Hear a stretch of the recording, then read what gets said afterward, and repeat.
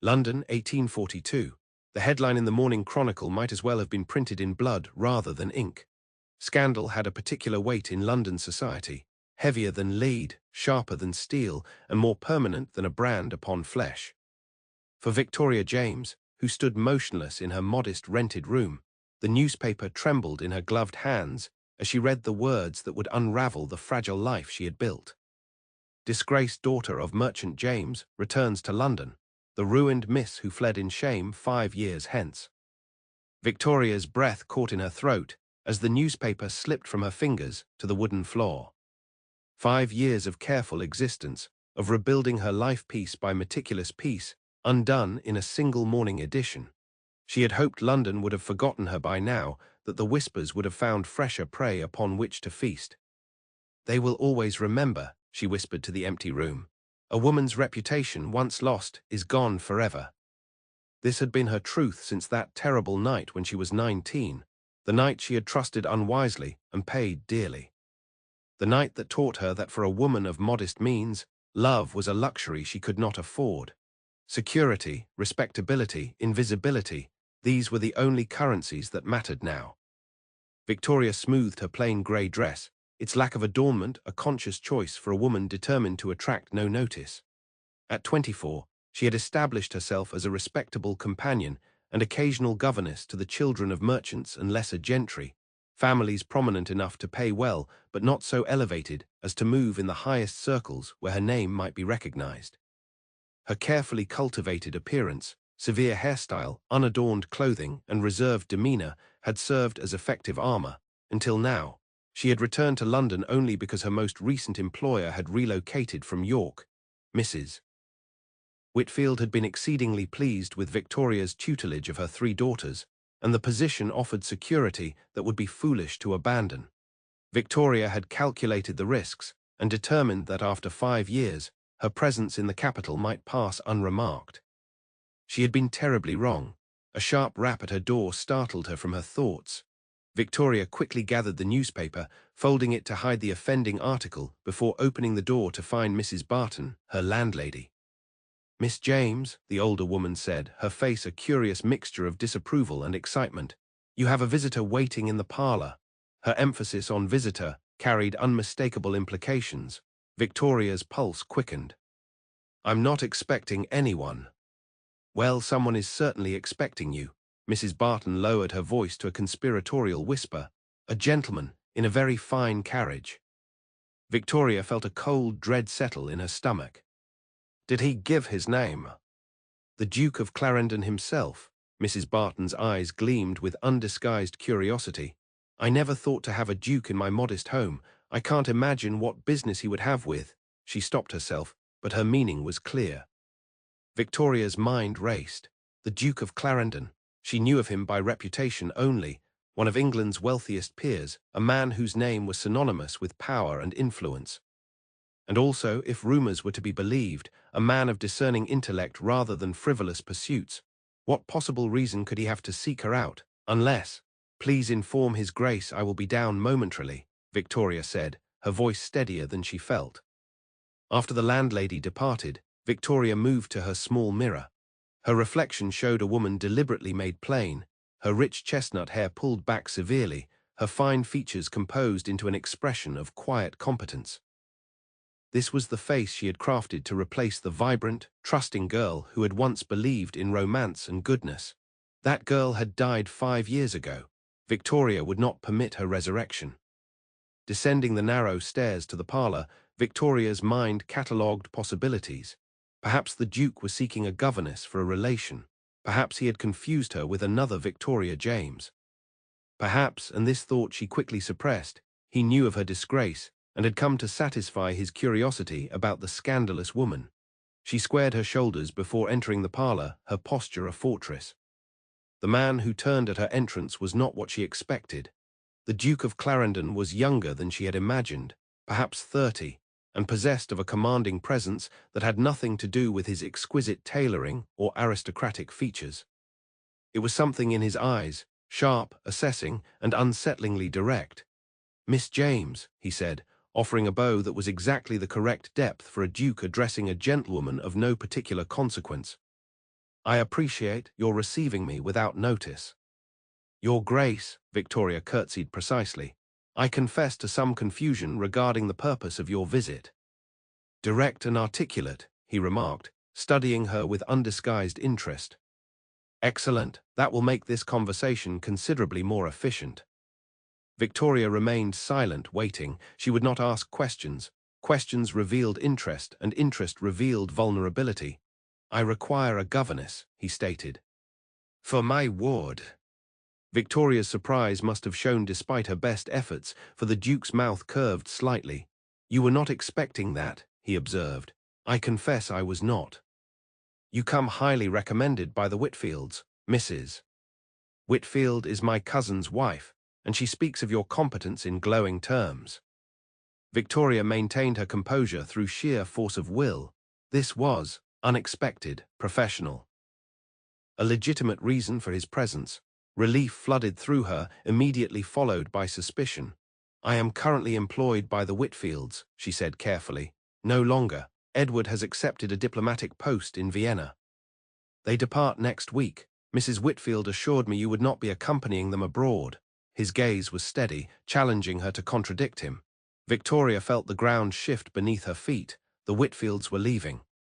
Without informing her, the position she had counted on, the security she had planned around, vanishing without warning. And worse, this man knew of it before she did. I see, she said, betraying nothing. I doubt that, the Duke replied with surprising frankness. You see a sudden loss of employment and security. What I am offering is a significant improvement in both. Your ward, Victoria began. My niece, Lady Sophia Clarendon. 8 years old, intelligent, willful, and in desperate need of appropriate feminine guidance. Her mother, my sister, died when Sophia was 3. My brother-in-law followed last year, leaving her in my care. There was something in his voice when he spoke of the child, a subtle softening that Victoria found unexpectedly compelling. There are many qualified governesses in London, Your Grace. None with your particular qualifications. Mrs. Whitfield was quite specific about your abilities, languages, music, deportment, and most importantly, your gift for inspiring genuine understanding rather than rote obedience. He paused, his gaze intensifying.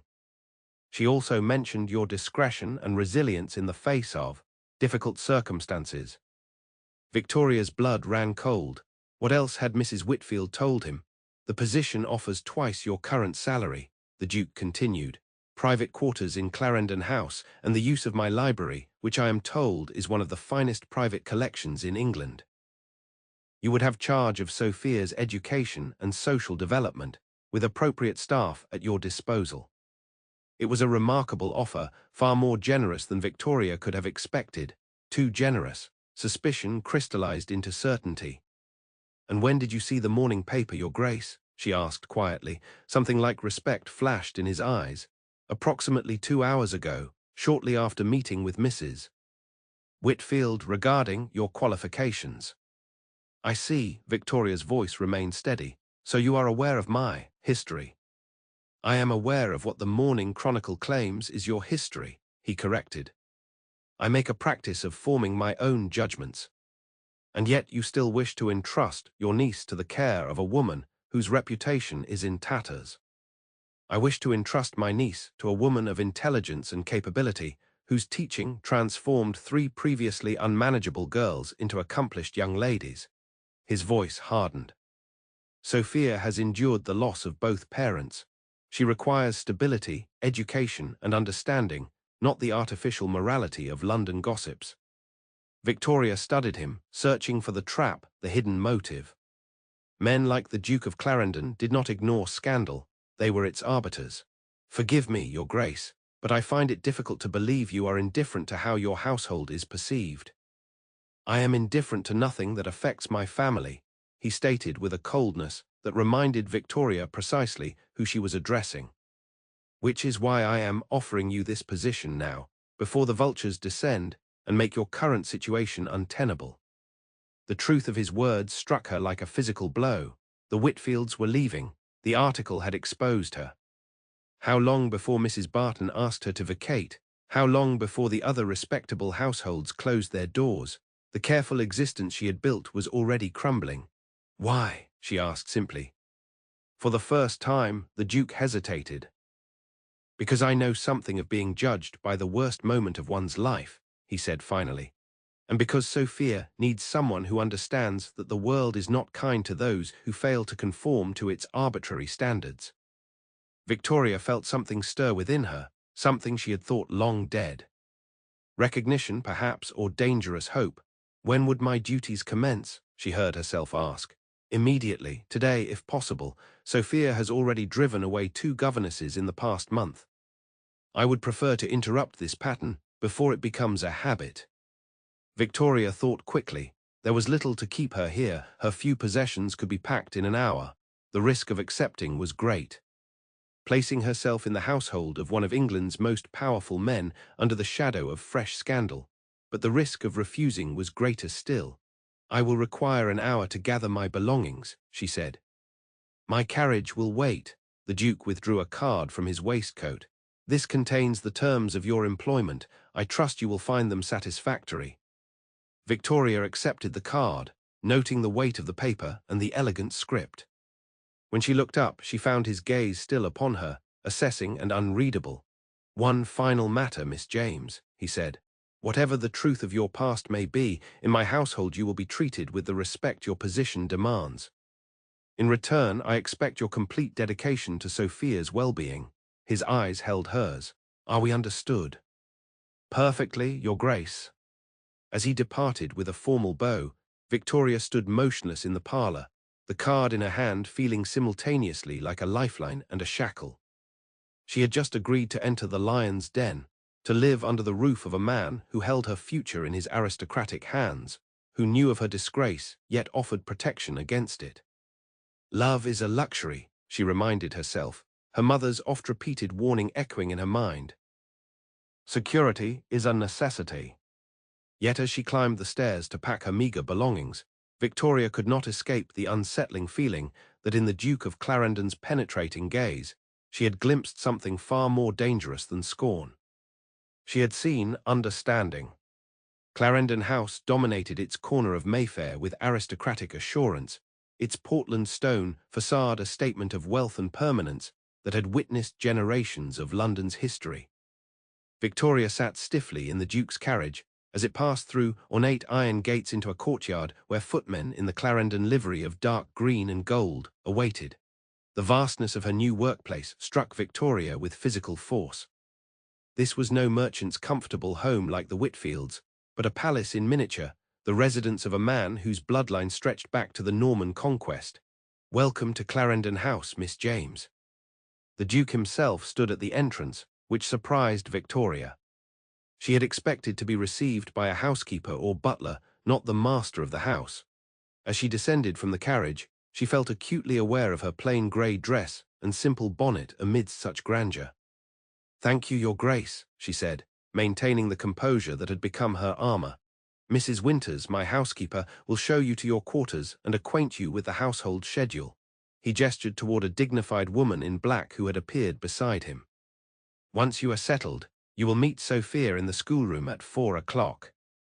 Victoria nodded, grateful for the clear instructions and the brief reprieve before meeting her charge.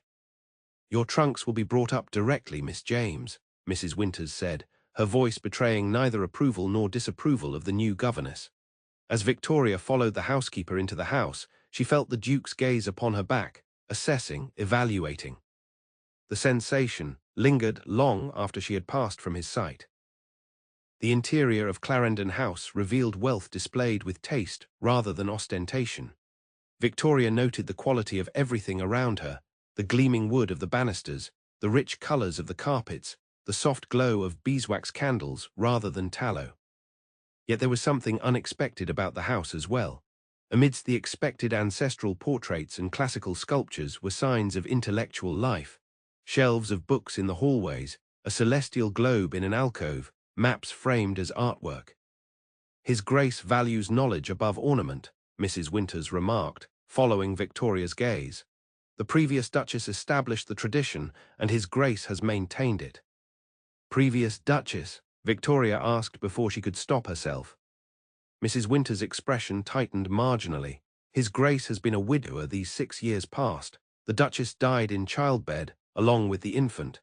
Her tone made it clear this was not a subject for further discussion. Victoria absorbed this information silently as they continued through the house. So the Duke had known loss as well, the death of a wife and child. This explained his comment about being judged by the worst moment of one's life. What had happened in the aftermath of such tragedy? What judgment had fallen upon him? The governess's quarters exceeded Victoria's expectations in every regard. A sitting room with a small fireplace opened into a bedchamber nearly twice the size of her rented room. The furnishings were of excellent quality, though not extravagant, clearly intended for comfort rather than display. His Grace had these rooms refurbished last month, Mrs. Winters said. The previous governess found them lacking, apparently. Her tone suggested what she thought of such complaints. They are more than adequate, Victoria replied. I am grateful for such comfortable accommodations. Mrs. Winters gave her an appraising look. The schoolroom is on the 3rd floor, east wing. Lady Sophia's chambers adjoin it. You will take breakfast at 7:30 in your sitting room, luncheon at noon with Lady Sophia in the schoolroom, and dinner at 6 in the small dining room with Lady Sophia, unless she is required in the main dining room for family occasions. And His Grace? How involved is he in Lady Sophia's daily routine? Victoria needed to understand the household dynamics, particularly how often she would be required to interact with her employer. His Grace reviews Lady Sophia's progress weekly, usually on Sunday afternoons. He takes tea with her daily when in residence, typically at 5 o'clock in the library. Mrs. Winters paused. He is a devoted guardian, Miss James. He may not display his affections as openly as some, but Lady Sophia's welfare is his primary concern. Victoria nodded, absorbing this information. A weekly review meant regular contact with the Duke, unavoidable but manageable. I understand Lady Sophia has had 2 governesses recently, Victoria said carefully. Might I ask what led to their departures? Mrs. Winters' mouth tightened. The first, Miss Caldwell, took offence when Lady Sophia placed a garden snake in her sewing basket. The second, Miss Porter, left after Lady Sophia cut holes in all her gloves. She fixed Victoria with a stern gaze. Lady Sophia is testing her boundaries since coming to live here. His Grace believes she requires firmness tempered with understanding, not hysterics at childish pranks. Victoria suppressed a smile at the housekeeper's evident disdain for the previous governess's reactions. I appreciate the warning, Mrs. Winters. I'll send up tea while you settle in. Remember, the schoolroom at 4 o'clock. With that, the housekeeper departed, leaving Victoria alone in her new quarters. Only when the door closed behind Mrs. Winters did Victoria allow herself to sink into a chair, overcome by the day's reversals. This morning she had been Miss James, respectable governess. By noon she had been Miss James, disgraced woman exposed in the papers. And now she was Miss James, governess to the ward of one of England's most powerful dukes, installed in luxury beyond her expectations. And yet her disgrace remained. The scandal travelled with her, perhaps even preceded her to this grand house. How long before the servants whispered, before Sophia heard, before the protection the Duke offered proved insufficient against London's merciless judgment? Victoria moved to unpack her modest possessions, her fingers lingering on the small portrait of her parents, her father stern but kind, her merchant mother practical and loving. Both gone now, leaving Victoria to face the consequences of one night's terrible misjudgment alone. I will survive this, she whispered to their painted faces. I always survive. At precisely 4 o'clock, Victoria entered the schoolroom on the 3rd floor. The room was a testament to educational ideals, with large windows providing excellent light, bookshelves filled with carefully selected volumes, a globe, maps on the walls, and a pianoforte in one corner. At the center, a table held papers strewn in disarray, colored pencils scattered about, and what appeared to be the remains of some scientific experiment involving leaves and berries. Seated at this table, watching the door with undisguised hostility, was Lady Sophia Clarendon. Victoria's first impression was of barely contained energy.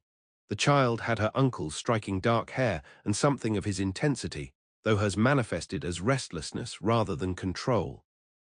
Her blue dress bore evidence of outdoor adventures, A smudge of dirt here, a grass stain there, despite its fine quality. Good afternoon, Lady Sophia, Victoria said, closing the door behind her. I am Miss James, your new governess. The girl's expression remained suspicious. You're different from the others, she observed bluntly. In what way? Victoria asked, remaining by the door rather than approaching immediately. You're not simpering, and you're younger. Sophia tilted her head, studying Victoria with unsettling directness. How long will you stay? That depends largely on you, Lady Sophia. This seemed to surprise the child. On me, how? I understand you have driven away 2 governesses already.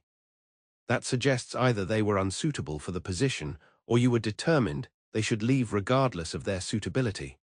Victoria moved to the table and began organizing the scattered papers, noting complex mathematical calculations that seemed advanced for an 8-year-old. Which was it? Sophia's eyes widened slightly at this direct approach. They were stupid, she declared after a moment. Miss Caldwell screamed at a harmless garden snake, and Miss Porter was more concerned with my curtsy than my mind. I see, Victoria nodded thoughtfully. And if I prove neither afraid of reptiles nor obsessed with curtsies, what other tests shall I expect? For the first time, a hint of smile touched the girl's solemn face. You're very direct, Miss James. As are you, Lady Sophia. I respect directness in others, so I offer it in return. Victoria finished organizing the papers, impressed despite herself at the child's evident intelligence. These calculations, did you do them yourself? A flash of pride crossed Sophia's face before she controlled it. Yes, Uncle Callum says mathematics is the language of the universe.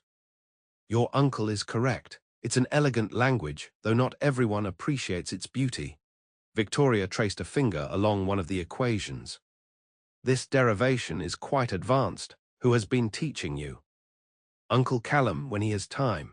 He says girls' minds are just as capable as boys, no matter what society believes. Sophia watched Victoria carefully, as though gauging her reaction to this controversial statement. Again, your uncle demonstrates uncommon wisdom. Victoria met the girl's gaze directly. I believe in challenging capable minds, regardless of whether they belong to girls or boys. Something in Sophia's posture eased slightly. Uncle said you taught the Whitfield girls languages and sciences, not just embroidery and dancing. I taught them what their minds could absorb, which was considerable. Victoria pulled out a chair and sat across from Sophia. Tell me what subjects interest you most. For the next hour, Victoria listened, as Sophia revealed a mind of extraordinary breadth and depth for a child her age. Mathematics, astronomy, natural sciences, the girl spoke of them with passion and understanding. Yet when Victoria gently probed about history, literature, and music, Sophia's responses became perfunctory, even dismissive. Those are just stories and memorization, she said with a shrug. Miss Porter wanted me to recite poetry for hours. There is power in stories, Lady Sophia, Victoria replied. They teach us about human nature and help us understand our own hearts. Sophia's expression clouded. I prefer things that can be proven, she said quietly. Facts don't change. People do. In that moment, Victoria recognized something in the child, a wariness, a protective shell constructed against pain. She had seen it in the mirror every day since her own fall from grace. Some things remain constant, Victoria said gently, even among people. Sophia looked skeptical but didn't argue further. Instead, she asked abruptly, why did Uncle choose you? After Miss Porter left, he said he would select my next governess with great care. Victoria considered her answer carefully. I believe your uncle values education and intelligence. My previous employers were pleased with my teaching methods. That's not all, Sophia said with unsettling perception. Uncle never does anything for just one reason. Before Victoria could respond, the schoolroom door opened. The Duke of Clarendon himself stood in the doorway, his tall figure momentarily silhouetted against the light from the hallway. Sophia, he said, his voice warming perceptibly.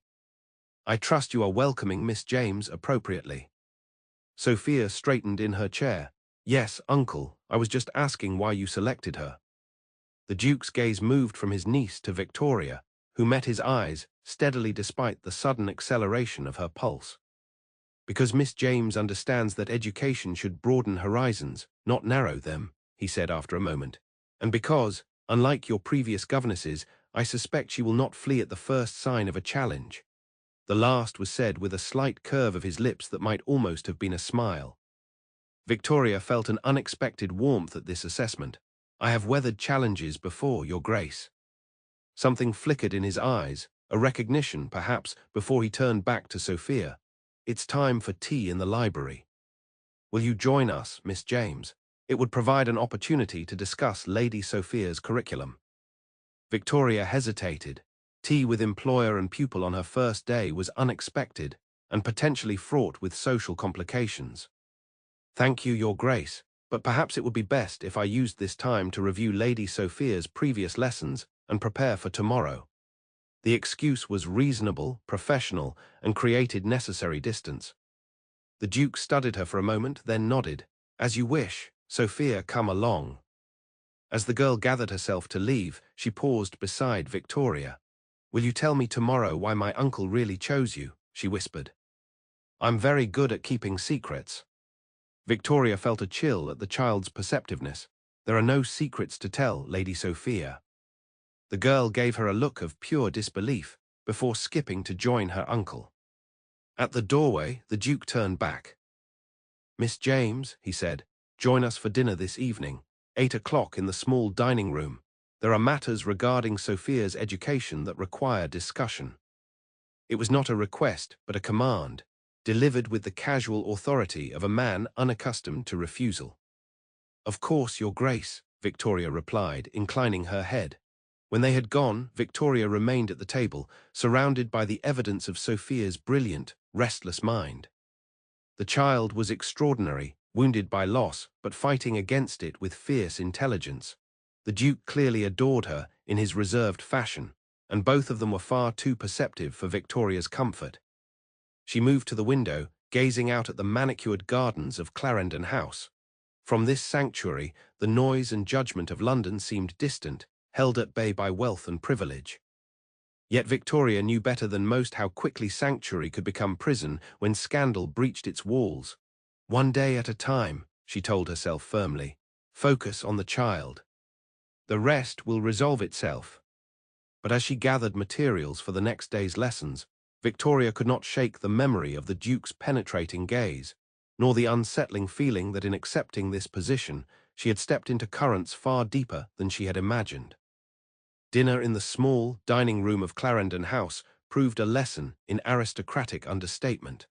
The chamber would have comfortably seated 20, though tonight only 3 places were set at one end of the gleaming mahogany table. Crystal chandeliers cast warm light over silver service and fine china bearing the Clarendon crest.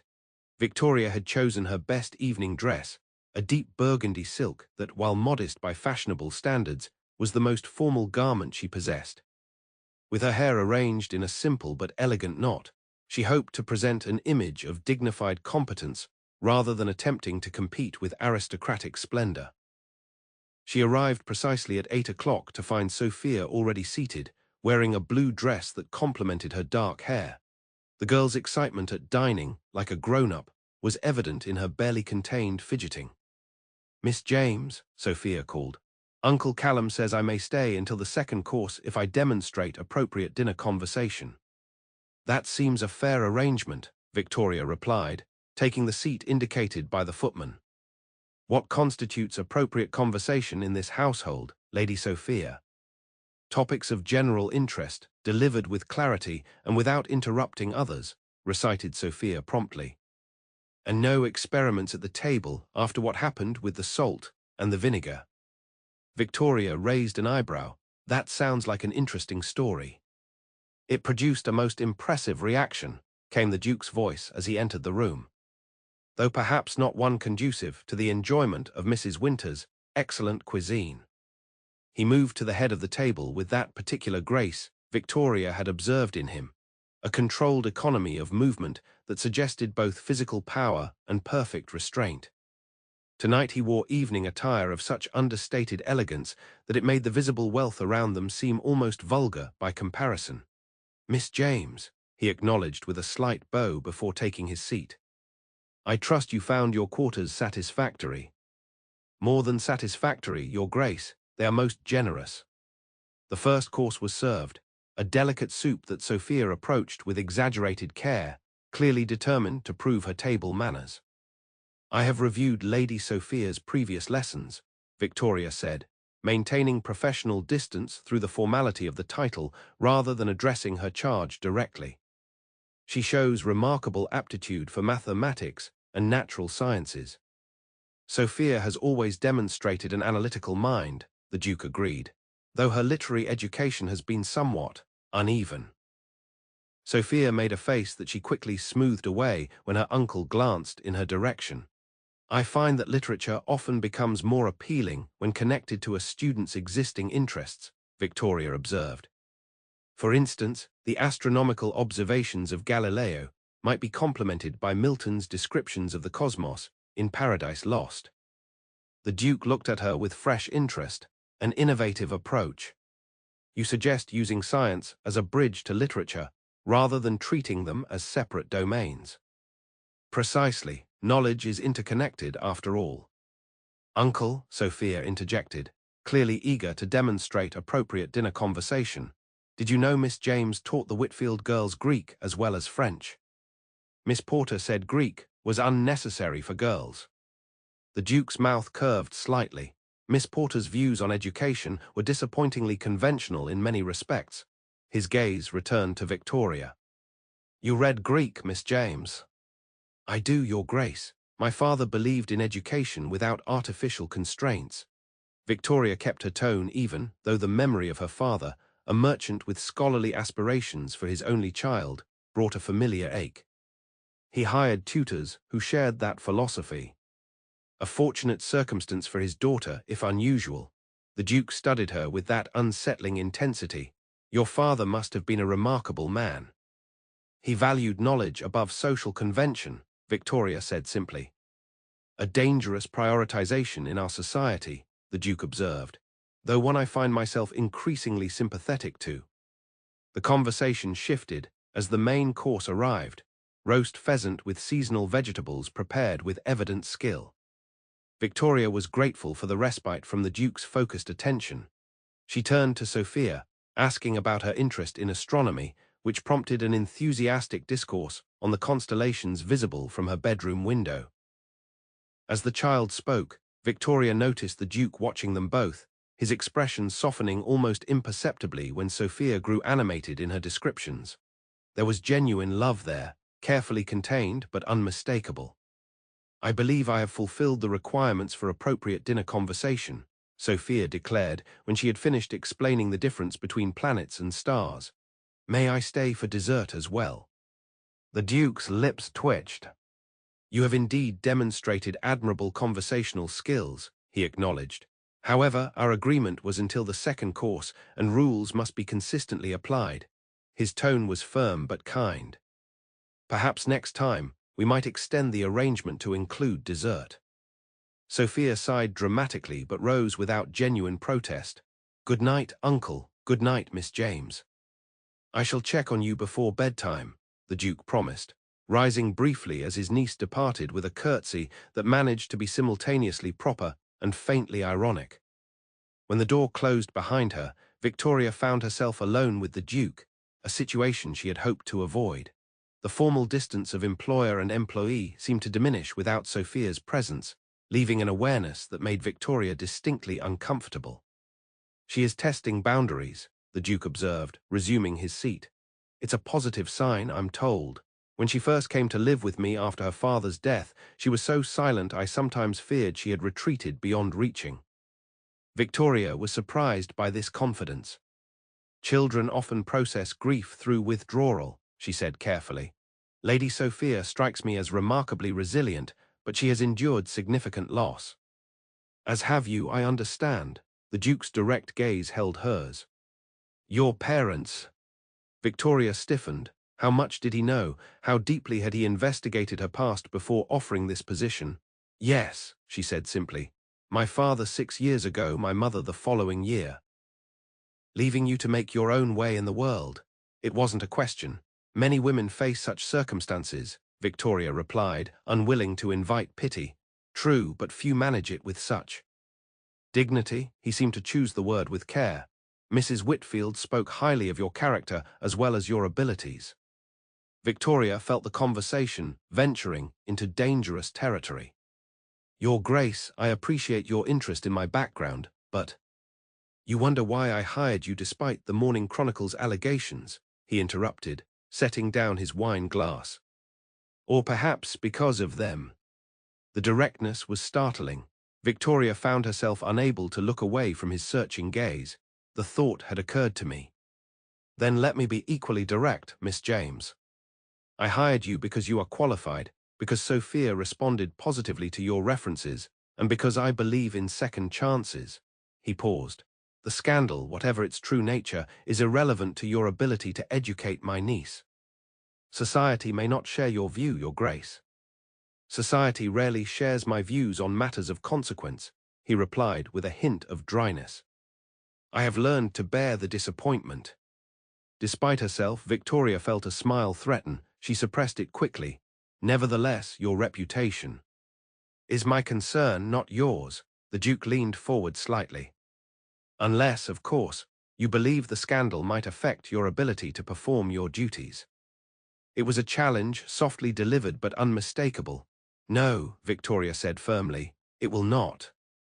Good, he sat back, apparently satisfied. Then we need not discuss it further. A footman entered with dessert, a delicate apple tart with cinnamon cream. The interruption gave Victoria a moment to collect herself, to remember who she was and why she was here. Not to engage in unusually candid conversation with a duke, but to teach his niece and secure her own position. Your Grace, she said when they were alone again, I would like to propose a structured curriculum for Lady Sophia that builds upon her scientific interests while strengthening her literary education. The Duke accepted this return to professional matters without comment, discussing Sophia's education with evident knowledge and interest. Victoria found herself engaged despite her resolve to maintain emotional distance. His observations were insightful, his goals for his niece both ambitious and appropriate. She fears emotional entanglement, he said at one point. After losing her parents, she retreats to mathematics and science because they offer certainty in an uncertain world. Victoria was struck by his perception. That's remarkably insightful, Your Grace. I recognize the pattern, he replied, his eyes meeting hers with unexpected vulnerability. After my wife died, I found refuge in managing estates and reviewing accounts. Numbers don't disappoint. The admission, so personal, so unguarded, caught Victoria completely unprepared. In that moment, the Duke of Clarendon was not an aristocrat dispensing charity to a scandalous governess, but a man who had known grief and sought safety in logic and order, just as she had. No, Victoria agreed softly. They don't.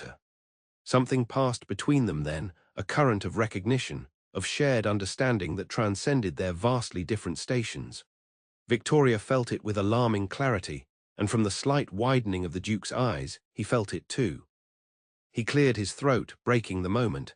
I've kept you too long. You'll want to prepare for tomorrow's lessons. Victoria grasped the offered retreat with relief. Yes, Your Grace, thank you for dinner. It was most enlightening. As she rose, he stood as well, the perfect gentleman. Miss James, he said as she prepared to depart, I meant what I said about second chances. Whatever happened in your past, at Clarendon House, you will be judged solely by your present actions. Victoria paused at the door. That is a rare luxury, Your Grace. Not luxury, he corrected quietly. Simple justice. Victoria curtsied and departed, her mind a tumult of conflicting emotions. The Duke of Clarendon was not what she had expected. He was perceptive, intelligent, and possessed of a moral code that operated independent of society's judgment. Dangerous qualities in an employer, particularly for a woman with secrets. As she prepared for bed that night in her luxurious quarters, Victoria reminded herself firmly of the truth she had learned at terrible cost. Men of power might offer protection, but that protection came with a price. The Duke's interest in her past, his apparent sympathy for her situation, these were complications she could not afford. "Remember your place," she whispered to her reflection in the dressing-table mirror. "Remember your purpose." But as sleep claimed her, Victoria's dreams were haunted by the Duke's penetrating gaze and the unsettling moment of connection that had passed between them, a bridge between worlds that should never touch. The next fortnight established a rhythm to Victoria's days at Clarendon House. Mornings were dedicated to Sophia's academic studies, mathematics, natural sciences, languages, and the literature that Victoria skillfully wove into these subjects. Afternoons included music, art, and appropriate physical activity in the gardens. The child's initial wariness gradually yielded to cautious engagement, particularly when Victoria demonstrated knowledge of astronomy that matched Sophia's enthusiasm.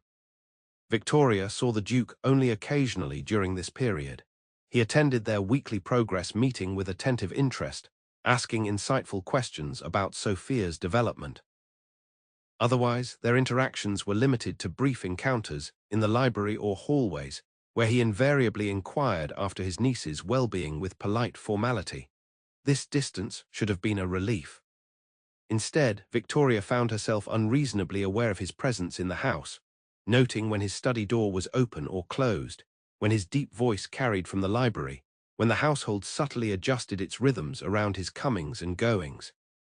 She told herself this awareness was merely prudence. The man controlled her future, after all. But in honest moments, Victoria acknowledged that something about the Duke of Clarendon disturbed her carefully constructed composure in ways both unwelcome and increasingly difficult to ignore. It was during the third week of her employment that the equilibrium of Clarendon House was disrupted by the arrival of Lady Harrington, the Duke's aunt, accompanied by her daughter, Lady Elizabeth. Victoria first became aware of their presence when she heard unfamiliar voices in the hallway outside the schoolroom. Sophia, who had been making remarkable progress with her French translation, immediately tensed. "That's Great-Aunt Augusta," she whispered, as though the woman might hear through the heavy oak door, "and Cousin Elizabeth." Victoria noted the child's change in demeanor with concern. "Are they frequent visitors?" Sophia shook her head. "They live in Bath usually. Aunt Augusta says London air disagrees with her constitution." The girl's expression suggested she found this claim dubious. "Uncle Callum doesn't like them much, but they're family, so he has to be polite." Before Victoria could respond, the schoolroom door opened without a knock, and Lady Harrington swept in. She was a formidable woman of perhaps 60, dressed in mourning purple that complemented her silver hair and regal bearing. Behind her followed a younger woman who might have been attractive had her expression not been set in a perpetual look of mild disdain. "Sophia, my dear child," Lady Harrington declared, opening her arms. "How you've grown since Christmas." Sophia rose and executed a perfect curtsy. "Good afternoon, Great-Aunt Augusta, Cousin Elizabeth. Welcome to Clarendon House." Lady Harrington bestowed a perfunctory kiss on the child's forehead before her sharp gaze landed on Victoria, who had risen at their entrance. "And who might this be?" she inquired, though her tone suggested she already knew the answer and found it wanting. "Miss James, my governess," Sophia replied. Victoria curtsied with precise correctness. "Lady Harrington, Lady Elizabeth." "It's a pleasure to make your acquaintance." Lady Harrington examined Victoria with undisguised assessment, her gaze lingering on the simple blue dress that, while perfectly adequate for a governess, clearly failed to impress. "James. I don't believe I know the family." "Miss James is the daughter of a merchant, Aunt Augusta," came the Duke's voice from the doorway. He entered the room with unhurried grace, though Victoria detected tension in the set of his shoulders. "Her credentials as an educator are exemplary." "A tradesman's daughter, educating a Clarendon." Lady Harrington's eyebrows rose dramatically. "How progressive of you, Callum." "I find competence more relevant than pedigree in educational matters," the Duke replied evenly, though his eyes had hardened. "Miss James has exceeded my expectations in her duties." Victoria maintained her composed expression despite the uncomfortable scrutiny. She had encountered such attitudes before, aristocratic disdain for those who worked for their living, but rarely expressed so openly in her presence. "Sophia, dear," Lady Elizabeth spoke for the first time, her voice sweet in a way that immediately put Victoria on guard. "Have you been practicing your music? You know how important accomplishments are for a young lady of your station." "Miss James and I were focusing on French this morning," Sophia replied, an edge to her young voice. "But we practice piano daily." "French is certainly useful," Lady Harrington conceded, "though I've always found Italian more melodious. The late Duchess was quite accomplished in Italian, as I recall." Her gaze slid meaningfully to the Duke. "She had numerous accomplishments befitting her position." The subtle barb was not lost on Victoria, who felt a surprising flare of protectiveness toward her employer. The Duchess had been dead 6 years, yet this woman used her memory as a weapon. "Lady Sophia is making excellent progress in all her studies," Victoria said, keeping her tone respectful but firm. "His Grace receives weekly reports on her accomplishments." Lady Harrington's mouth tightened at being addressed directly by the governess. "I'm certain His Grace appreciates such diligence," she replied, emphasizing the word as though it were faintly distasteful. "Sophia, you must join us for tea. Elizabeth has brought you a gift from Bath." "Miss James and I were in the middle of an important lesson," Sophia began, glancing uncertainly between the adults. "Which can resume tomorrow," the Duke interjected smoothly. "Family obligations sometimes necessitate adjustments to schedules, Sophia, an important lesson in itself." Victoria recognized the diplomatic compromise. "We'll continue with the translation tomorrow, Lady Sophia," she said. "Perhaps you might practice the vocabulary this evening." Sophia nodded, resigned but obedient. As she gathered her things to accompany her great-aunt and cousin, the Duke turned to Victoria. "Miss James, would you join us for dinner this evening? Lady Harrington and Lady Elizabeth are eager to learn more about Sophia's education." His tone was perfectly polite, but Victoria detected an undercurrent of something else, a request for alliance, perhaps, in what promised to be a challenging social engagement. Before Victoria could respond, Lady Harrington interjected. "Really, Callum, is that appropriate? The governess at the family table when we have matters of consequence to discuss." The Duke's expression cooled perceptibly. "Miss James's insights regarding Sophia's development are of considerable consequence to me, Aunt. Dinner is at 8. The last was directed to Victoria, making it clear the invitation stood despite his aunt's objection. Victoria should have declined. Professional distance demanded it, but the naked disdain in Lady Harrington's face, coupled with the barely concealed challenge in the Duke's, made refusal impossible. "Thank you, Your Grace. I would be honored." Lady Harrington's lips pressed into a thin line of disapproval, while Lady Elizabeth studied Victoria with new interest. Sophia, observing this exchange, wore an expression that mingled surprise with something like satisfaction. After they departed, Victoria remained in the schoolroom, attempting to focus on lesson plans, but finding her thoughts scattered. The Duke had publicly aligned himself with her against his own family, a gesture both reassuring and deeply concerning. Such visible support could make her position more secure, but it also drew attention to their relationship in ways that might fuel gossip, and Victoria had endured enough gossip to last a lifetime. When she entered the main dining room that evening, wearing the same burgundy dress she had worn for her first dinner with the Duke, Victoria was acutely aware of stepping into a social battlefield. Lady Harrington and Lady Elizabeth were already seated, dressed in the height of fashion, with jewelry that probably cost more than Victoria would earn in a decade. Sophia sat beside her great-aunt, looking uncomfortable in a formal gown clearly chosen to please the older woman. The Duke rose as Victoria entered, a courtesy that visibly displeased Lady Harrington. "Miss James, welcome. Please be seated."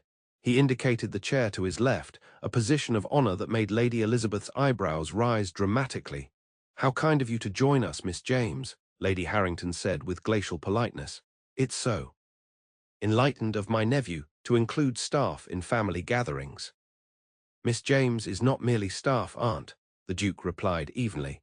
"She is responsible for shaping the mind that will one day manage considerable Clarendon interests. I consider her role paramount." Victoria felt herself flush slightly at this unexpected praise. "His Grace overestimates my influence," she said modestly. "Lady Sophia's natural intelligence makes teaching her a privilege."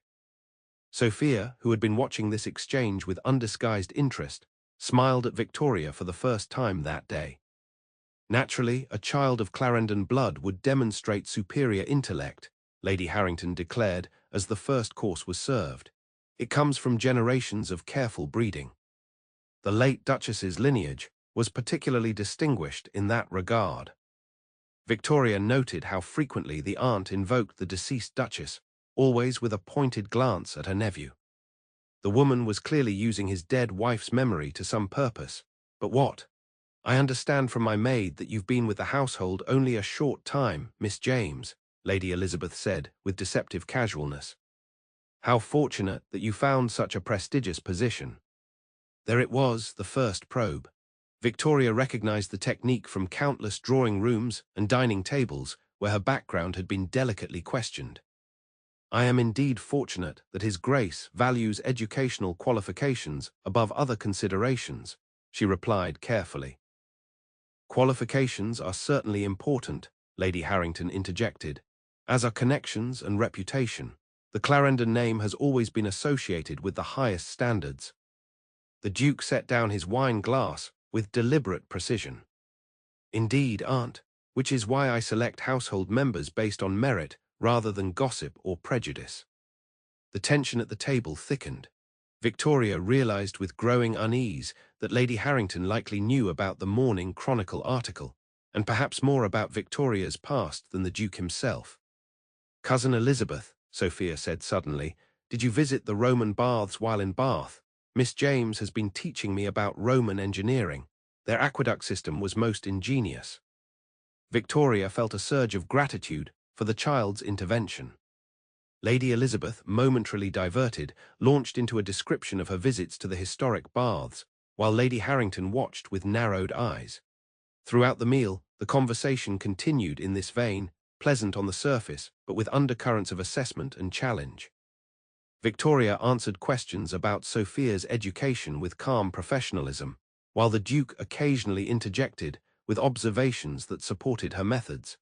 It was during dessert that Lady Harrington launched her most direct attack. "I've been meaning to ask, Callum, whether you've given any further thought to Lady Sophia's future presentation at court. The Queen has expressed particular interest in the children of noble families being properly introduced." "Sophia is 8 years old, Aunt. Court presentation is premature by at least a decade." "Planning for such events requires foresight," Lady Harrington insisted. "Elizabeth and I encountered Lady Pembroke at Bath, and she mentioned her son shows particular interest in forming connections with the oldest families. The Clarendon-Pembroke alliance would be formidable." The Duke's expression hardened. "My niece will not be used as a pawn in marriage negotiations before she has mastered basic arithmetic." "Children of quality have always had their futures secured early," Lady Harrington countered. "It provides stability and direction. With no mother to guide her, Sophia needs female influence of appropriate breeding." Her gaze flickered dismissively toward Victoria. "Educated companions are well and good, but they cannot replace proper feminine guidance." Victoria remained silent, though the implication strung. She was good enough to teach the child, but her common birth made her inadequate as a model of womanhood. "I believe Miss James provides excellent guidance in all respects," the Duke said, his voice deceptively calm. "As for Sophia's future, it will be determined by her own inclinations and abilities when she reaches an appropriate age." "How very modern," Lady Harrington remarked acidly. "The late Duchess would be concerned by such unconventional notions." Something in the Duke's expression shifted, a tightening around his eyes, a subtle tension in his jaw. "You did not know my wife well enough to speak for her, Aunt," he said quietly. "Elena valued intelligence and character above bloodlines. She would have approved of Miss James unreservedly." The mention of the Duchess's name, Elena, sent an unexpected pang through Victoria. Until this moment, the Duke's late wife had been an abstract figure, a title rather than a person. Now she had a name and had apparently possessed qualities Victoria herself valued. Lady Harrington seemed momentarily silenced by the Duke's rebuke. Lady Elizabeth, perhaps sensing her mother had overstepped, quickly changed the subject to London's upcoming social season. When dinner concluded, the Duke suggested that Sophia might show her cousin the new telescope that had been installed in the upper library. As the girl led Lady Elizabeth away, Lady Harrington fixed Victoria with a penetrating stare. "Miss James, I wonder if I might have a private word with my nephew on family matters." It was a dismissal, thinly disguised as a request. Victoria rose with dignity. "Of course, Lady Harrington." "Your Grace, thank you for including me this evening." The Duke stood as she prepared to leave. "Miss James, please check on Sophia before she retires. I'll join you shortly to say good night." The message was clear. Her banishment from the conversation would be temporary. Victoria nodded and departed, but as she closed the dining room door behind her, she heard Lady Harrington's voice rise in evident displeasure. "Really, Callum, a governess with her background. Have you completely lost your senses?" Victoria quickened her steps, face burning with humiliation and anger. She had no wish to overhear herself being discussed like a scandalous acquisition. In the upper library, she found Sophia enthusiastically showing Lady Elizabeth the telescope, though the older woman's interest appeared feigned at best. "Miss James," Sophia called. "I was just explaining how to calculate the phases of the moon. Cousin Elizabeth finds it fascinating." "Utterly captivating," Lady Elizabeth murmured with a smile that didn't reach her eyes. "Though perhaps a bit advanced for a child's study, I found watercolors and poetry much more suitable at finishing school." "Lady Sophia has diverse interests," Victoria replied diplomatically. "His Grace encourages intellectual curiosity alongside traditional accomplishments." Lady Elizabeth studied Victoria with renewed attention. "His Grace seems to hold your opinions in high regard, Miss James." "How fortunate for you." The implication was unmistakable. Victoria maintained her composure with effort. "His Grace values what benefits his niece's education, Lady Elizabeth, nothing more." "Of course," the woman's smile turned knowing. "Though a young, unmarried duke and a handsome governess living under the same roof, people do talk, you know." Victoria felt ice form in her veins. This, then, was the new threat, not just her past scandal, but the suggestion of impropriety in her current position. Before she could formulate a response that wouldn't lend credence to such insinuations, the library door opened to admit the Duke himself. His expression was controlled, but Victoria detected signs of recent conflict, a certain rigidity in his posture, a tightness around his mouth that spoke of suppressed anger. "Elizabeth," he said, his tone civil but cool, "my aunt is asking for you. She wishes to retire early after the journey." Lady Elizabeth curtsied with perfect grace. "Good night, Cousin Callum. Sophia, dear, sleep well, Miss James." "A pleasure." When she had gone, the Duke crossed to the telescope where Sophia stood, placing a gentle hand on her shoulder. "Did you enjoy showing your cousin your astronomical interests?" Sophia made a face. "She kept asking if I knew proper dances and whether I could recite poetry in French. She didn't care about the moon at all." A slight smile softened the Duke's features. "Not everyone shares your particular enthusiasms, Sophia. That doesn't diminish their value." "Great-aunt Augusta doesn't like Miss James," the child observed bluntly. "She said something to you about her, didn't she? That's why you look angry." The Duke glanced at Victoria, who felt herself flush under his gaze. "My aunt has strong opinions about many things," he said carefully. "Sometimes we disagree." "Because she's a snob," Sophia declared with 8-year-old certainty. "Sophia," Victoria interjected gently, "that's not a respectful way to speak of your great-aunt, regardless of disagreements." The Duke's gaze met Victoria's over the child's head, a hint of gratitude in his eyes. "Miss James is right, respect doesn't require agreement." He bent slightly to his niece's level. "Now it's past your bedtime, say good night."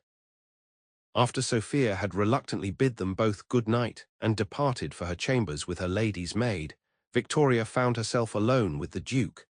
The tension that had been present at dinner lingered in the air between them. "I apologize for my aunt's behavior," he said abruptly.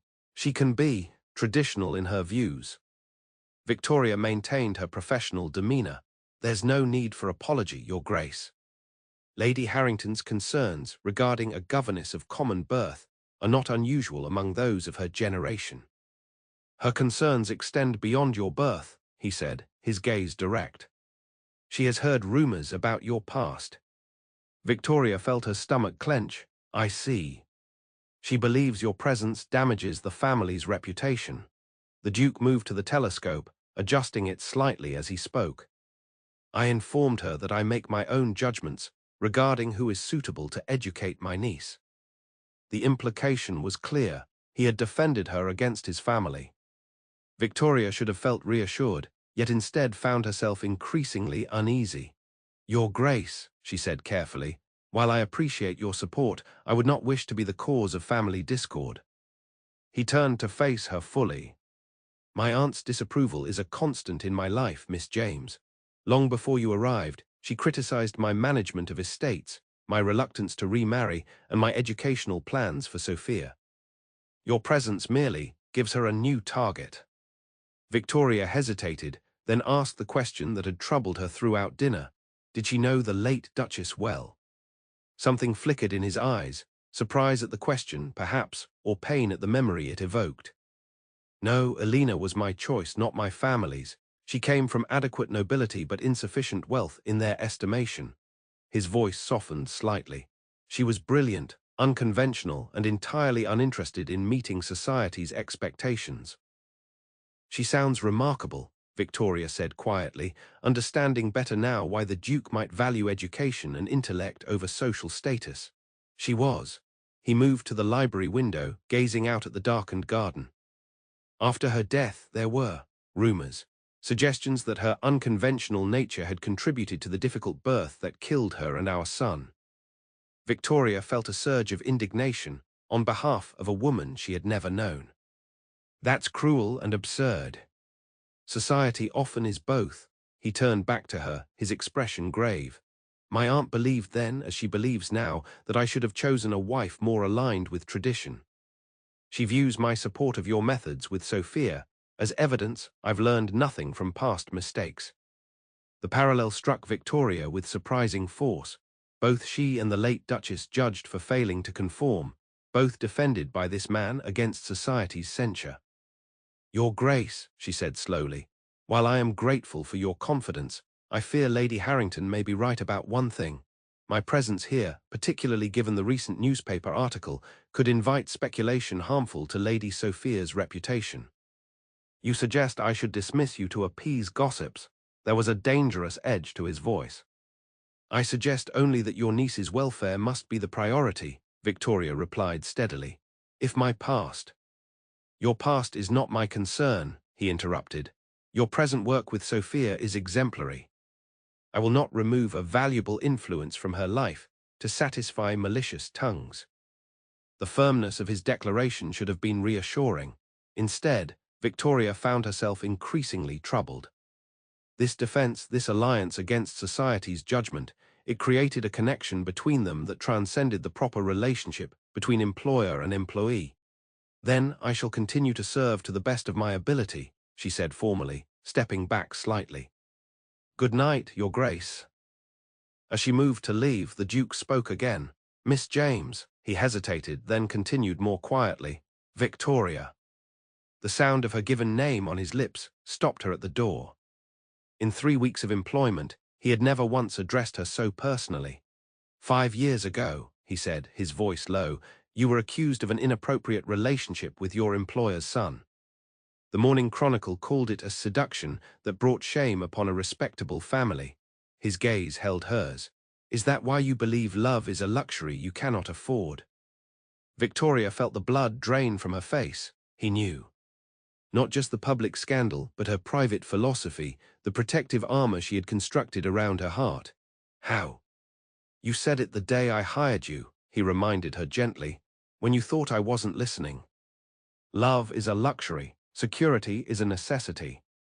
She had never felt more exposed, as though he had somehow seen past every carefully constructed barrier to the wounded core of her being. My personal beliefs are not relevant to my position, Your Grace, she said, her voice barely above a whisper. Aren't they? He stepped closer, though still maintaining a proper distance. You teach Sophia that knowledge creates freedom, yet you've imprisoned yourself in a cage of caution. You encourage her curiosity while denying your own. The contradiction will not escape her notice for long. Victoria felt anger flare alongside her fear. You know nothing of my reasons. Then tell me, he challenged quietly, what truly happened 5 years ago. The request hung in the air between them, not a demand from employer to employee, but something far more dangerous. An invitation to trust. Victoria felt herself balanced on a precipice, with safety behind her and unknown depths before her. "Good night, Your Grace," she said with finality, turning away from the compassion in his eyes that threatened to undo her completely. As she closed the library door behind her, Victoria knew with terrible certainty that something fundamental had shifted between them. The Duke of Clarendon had looked past her carefully maintained facade and recognized the belief that defined her existence. That for a woman like her, love was the most dangerous luxury of all, and in doing so, he had become a threat far greater than any scandal. Victoria did not sleep that night. She paced her chambers, torn between contradictory impulses, to flee Clarendon House immediately, to confront the Duke with the entirety of her painful history, to maintain her walls and her silence with renewed determination. By morning, exhaustion had settled her into a grim resolve. She would continue her duties with impeccable professionalism and unyielding emotional distance. Lady Harrington and Lady Elizabeth departed after breakfast, much to Sophia's evident relief. The Duke was conspicuously absent, having left for his club before dawn according to Mrs. Winters. Victoria told herself this absence was welcome, an opportunity to re-establish proper boundaries without his disconcerting perception complicating matters. She threw herself into Sophia's education with redoubled focus, extending their lessons and introducing new material with such intensity that even the child remarked upon it. "Are you angry about something, Miss James?" Sophia asked as they completed a particularly demanding mathematics exercise. "You haven't smiled all day." Victoria softened her expression with effort. "Not angry, Lady Sophia. Perhaps a bit tired. Now shall we continue with the logarithmic functions? Uncle Callum says that when people work too hard without rest, their minds become less effective, not more," Sophia observed with the direct insight that Victoria had come to recognize as characteristic. "Like a blade that needs proper honing rather than constant use." "Your uncle is quite right," Victoria conceded. "Perhaps we should take our botanical studies to the garden this afternoon." Sophia brightened at this suggestion. The change of scenery proved beneficial to them both, with the fresh air and sunshine dispelling some of Victoria's tension. As they collected specimens for classification, Sophia's natural curiosity and enthusiasm reminded Victoria why she had accepted this position despite its complications. The child's brilliant mind deserved nurturing beyond society's limited expectations. 4 days passed in this manner, with the Duke's continued absence both a relief and, strangely, a disappointment. Victoria told herself the latter feeling was merely concern for Sophia, who clearly missed her uncle despite her independent nature. On the 5th evening, Victoria was reading in her sitting room when a knock at her door revealed Mrs. Winters, the housekeeper's expression more severe than usual. "Miss James, His Grace requests your presence in the library immediately." Victoria set aside her book, smoothing her dress with suddenly unsteady hands. "Is something wrong with Lady Sophia?" "Lady Sophia is with her lady's maid preparing for bed. This concerns other matters." The housekeeper's tight expression suggested she knew more than she was saying. The walk to the library seemed both interminable and too brief.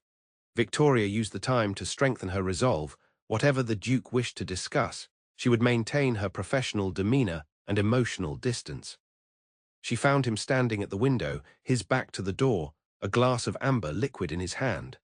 The library was dimly lit, with only a few lamps illuminating the vast space lined with books. At the sound of her entry he turned, and Victoria was struck by his appearance, not the controlled, composed aristocrat she had come to know, but a man showing visible signs of strain. "Your Grace," she said, curtsying. "You asked to see me." "I did." He set down his glass on a nearby table, his movements precise despite the evidence that it was not his first drink of the evening.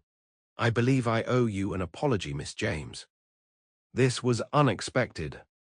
Victoria remained near the door, maintaining a safe distance. "An apology, Your Grace, for my inappropriate questioning the other night."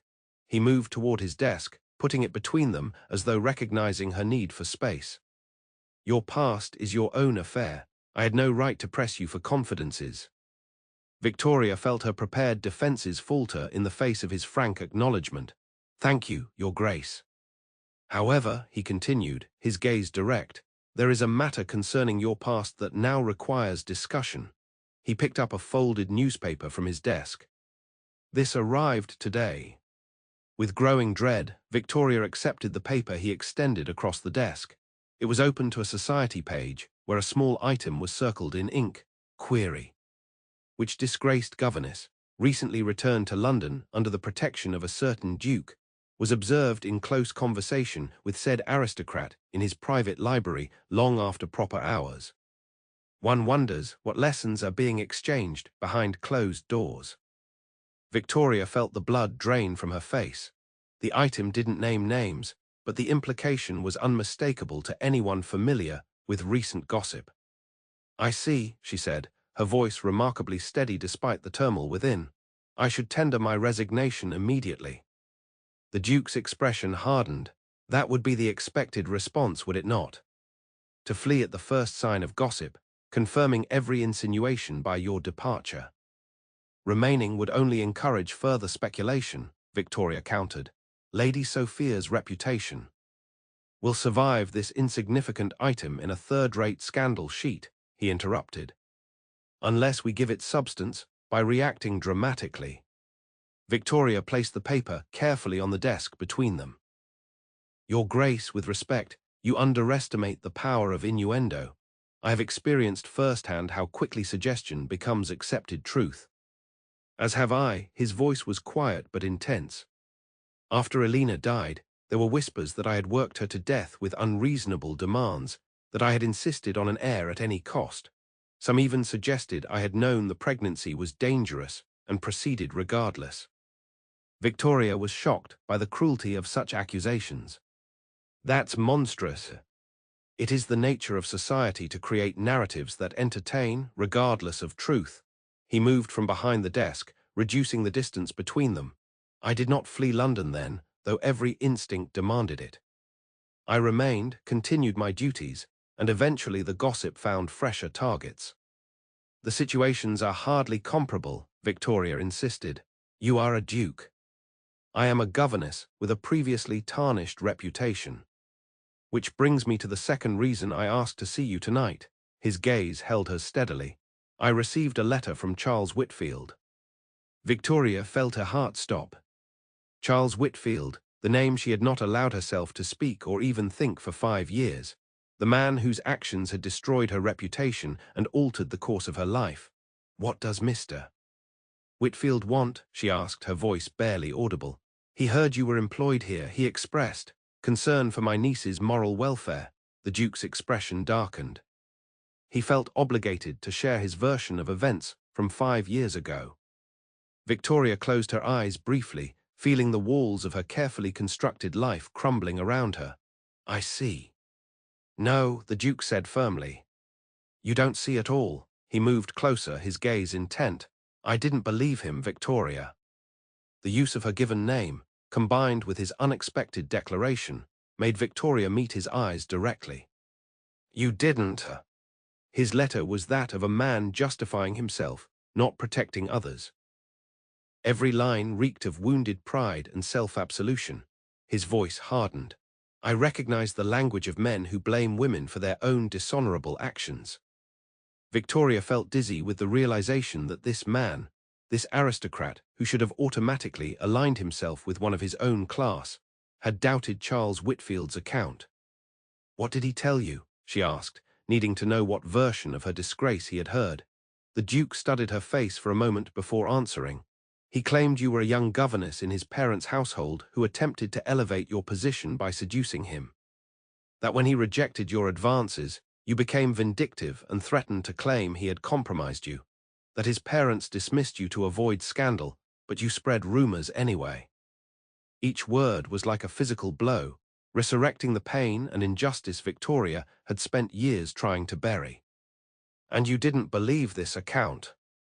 It contradicted everything I have observed of your character, he said simply, and it conveniently absolved him of all responsibility while placing the entire burden of shame on you. His eyes held hers. That is rarely the truth of such situations.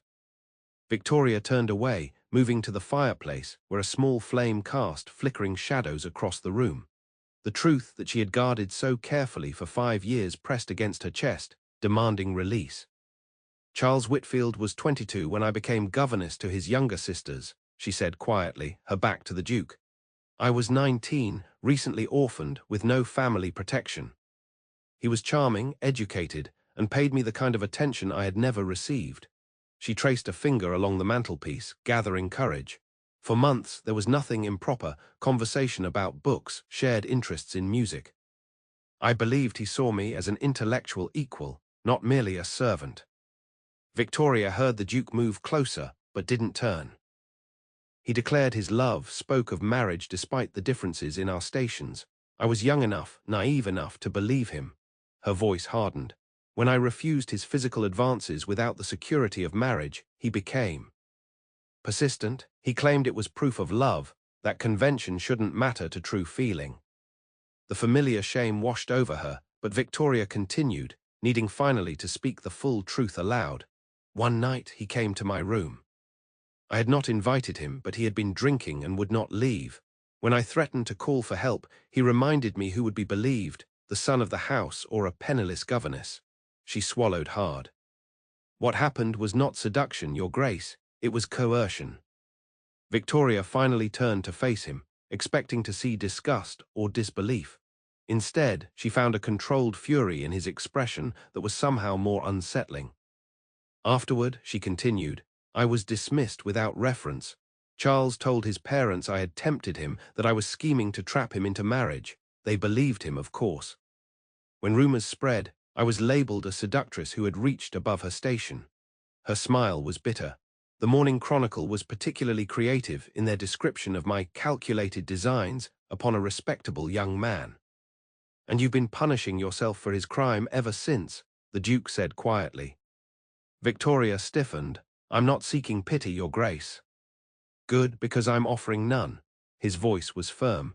Pity diminishes. What I feel is outrage that Whitfield's lies have cost you 5 years of your life. They taught me a valuable lesson, Victoria countered. That for a woman without fortune or family, love is indeed a luxury she cannot afford. That security must always come before sentiment. The Duke moved closer, close enough that Victoria could see the firelight reflected in his eyes. And yet you risked that security by telling me the truth tonight. Why? It was a question Victoria hadn't expected, one she wasn't sure she could answer. Why had she finally revealed the secret she had guarded for so long? Why to this man, whose opinion should matter only as it affected her employment? Because you didn't believe him, she said finally, her voice barely above a whisper. When everyone else accepted his version without question, you doubted. That matters to me. Something shifted in his expression, a softening, a vulnerability that matched her own. For a heartbeat, the gulf between Duke and governess seemed to narrow, replaced by the simpler reality of a man and woman recognizing shared understanding. The moment stretched between them, fraught with unspoken possibilities, until the Duke stepped back, restoring proper distance. I won't accept your resignation, Miss James, he said, his tone more formal though his eyes remained warm. Sophia needs you, and I will not allow Whitfield's slander or society's gossip to dictate who remains in my household. Victoria knew she should protest, should insist that propriety demanded her departure. Instead, she found herself nodding, Thank you, Your Grace. As she turned to leave, he spoke again. Victoria, the sound of her name stopped her at the door.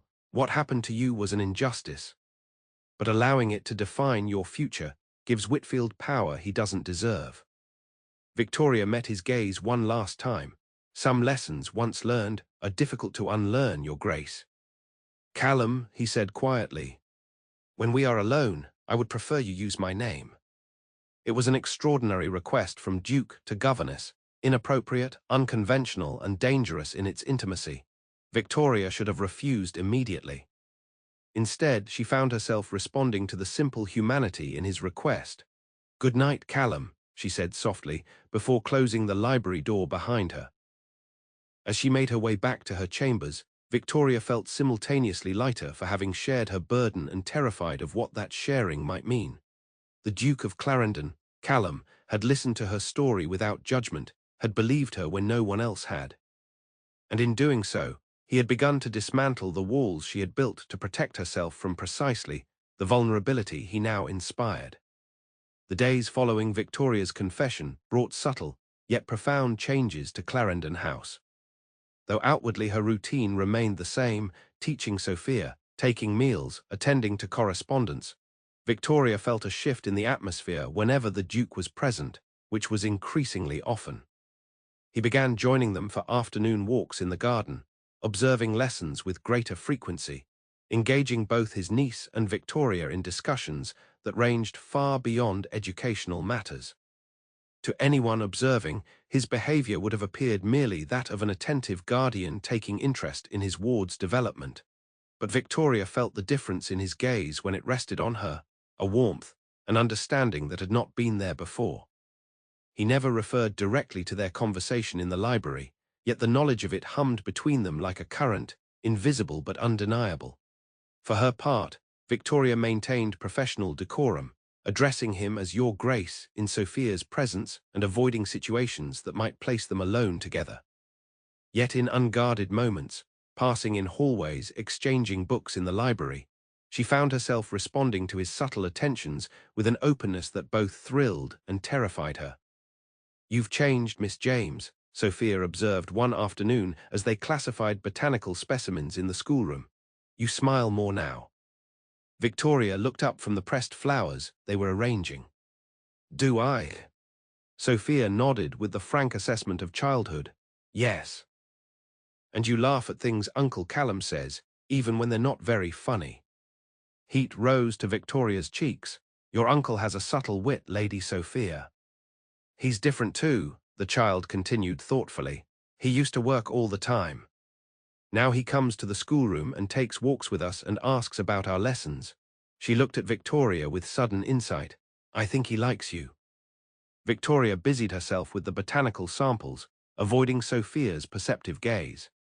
"His Grace takes his responsibilities as your guardian very seriously.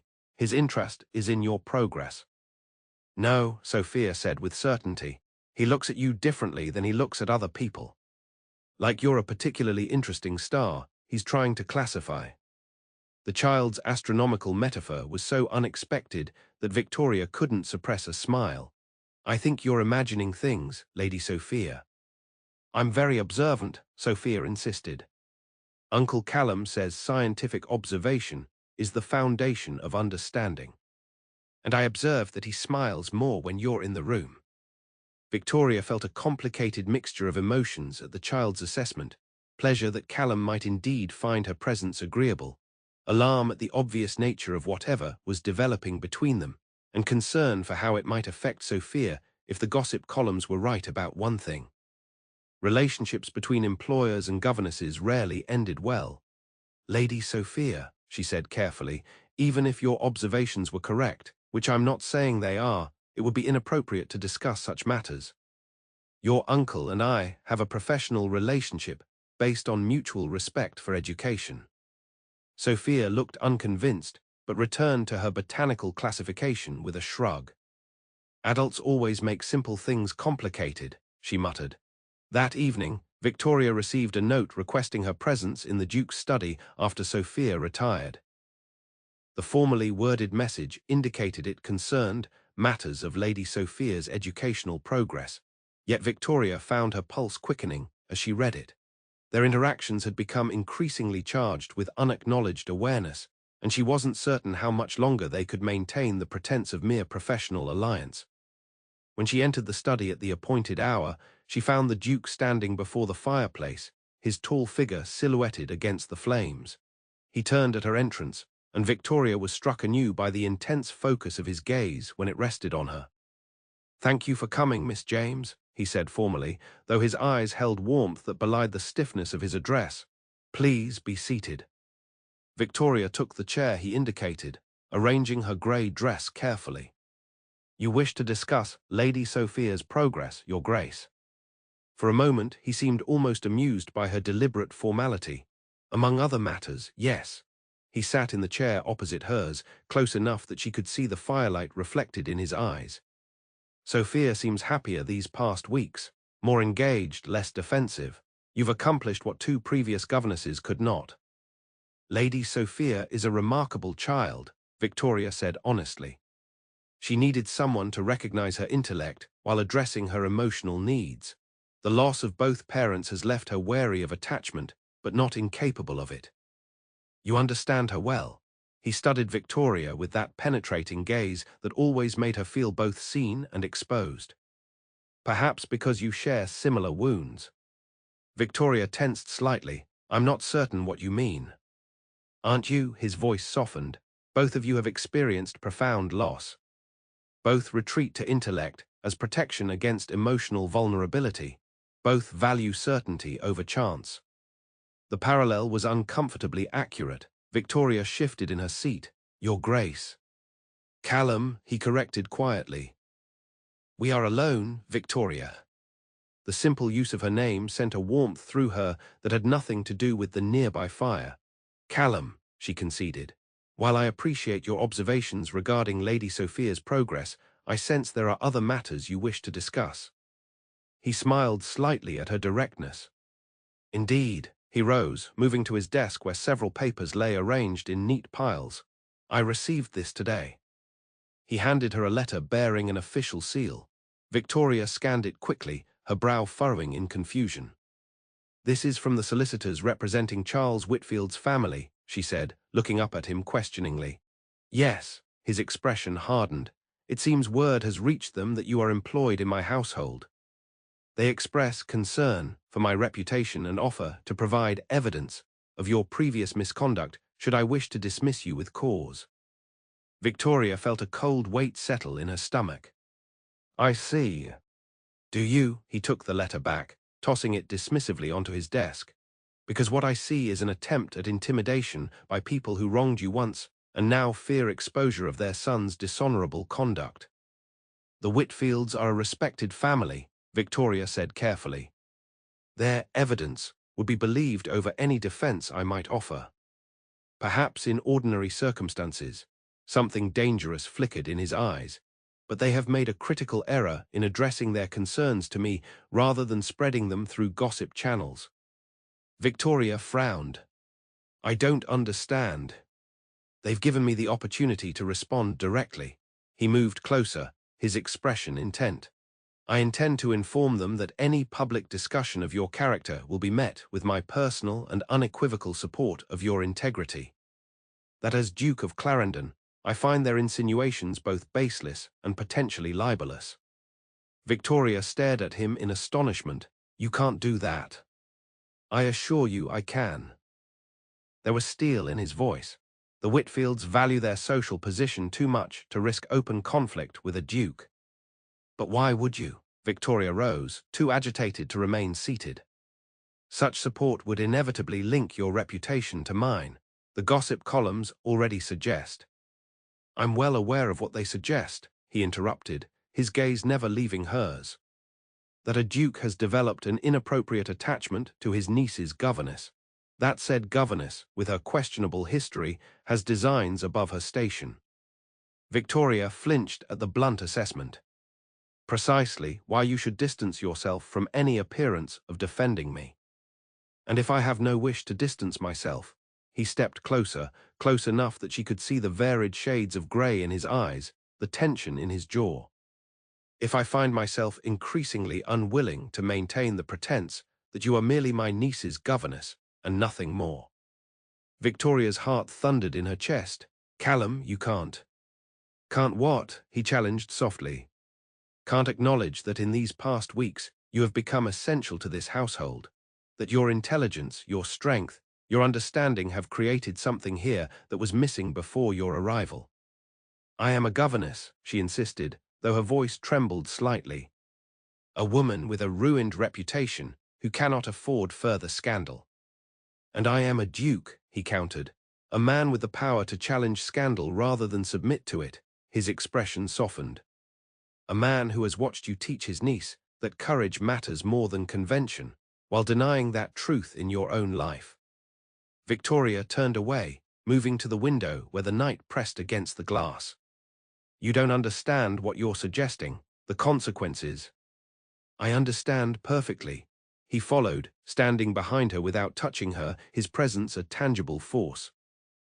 "I understand that for 5 years, you've allowed Charles Whitfield's actions to determine your choices, to convince you that security requires the sacrifice of everything that makes life worth living." Victoria closed her eyes against the truth of his words. "And you believe you can simply override society's judgment, that a duke's approval erases a woman's disgrace?" "I believe," he said quietly, "that two people who have each endured society's cruelty might find in each other the courage to defy its limitations." Victoria turned to face him, finding him closer than she expected.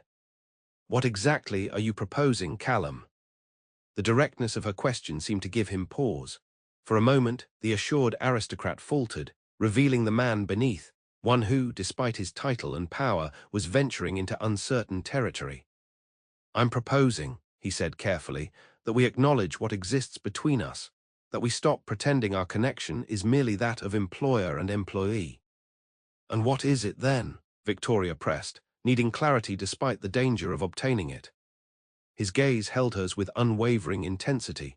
"Something I never expected to find again after Alina died, something that terrifies and exhilarates me in equal measure." He took a deep breath. "I find myself caring for you, Victoria. Not as my niece's governess, but as a woman of extraordinary intelligence, courage, and integrity." The words hung between them, altering the very air they breathed. Victoria felt simultaneously elevated and terrified by his declaration, by the sincerity in his eyes, the vulnerability in his stance. "Caring for me will cost you," she said softly. "Your family already disapproves of my presence as a governess. Any deeper connection would invite censure from every quarter." "Do you think I haven't considered that?" A hint of frustration colored his tone.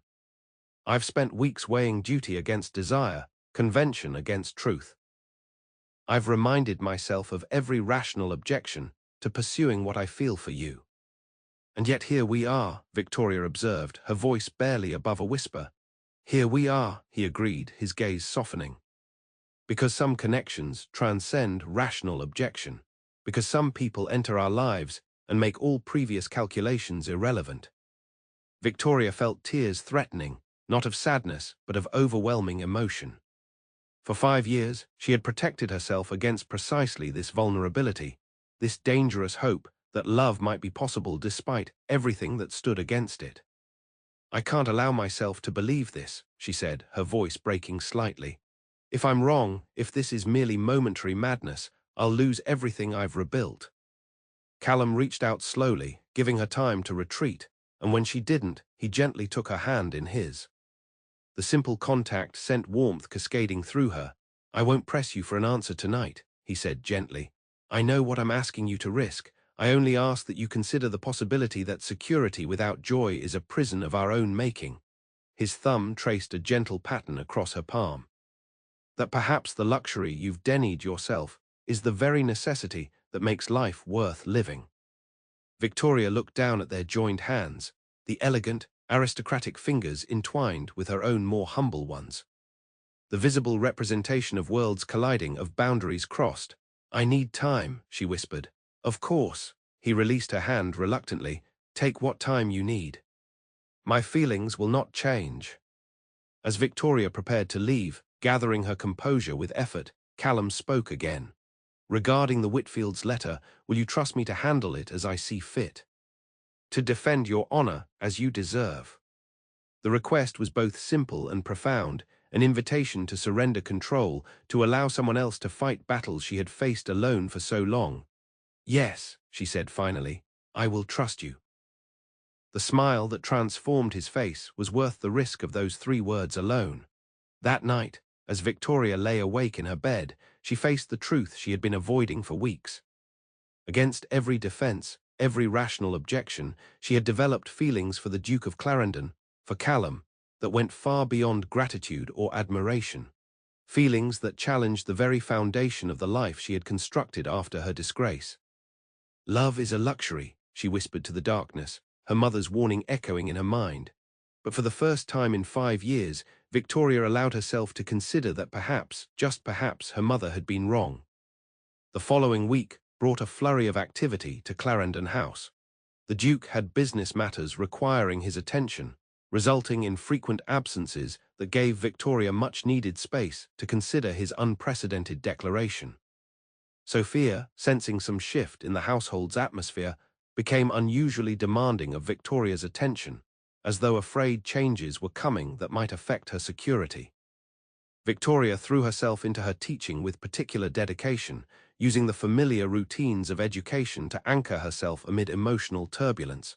Yet each night, alone in her chambers, she confronted the choice Callum had placed before her.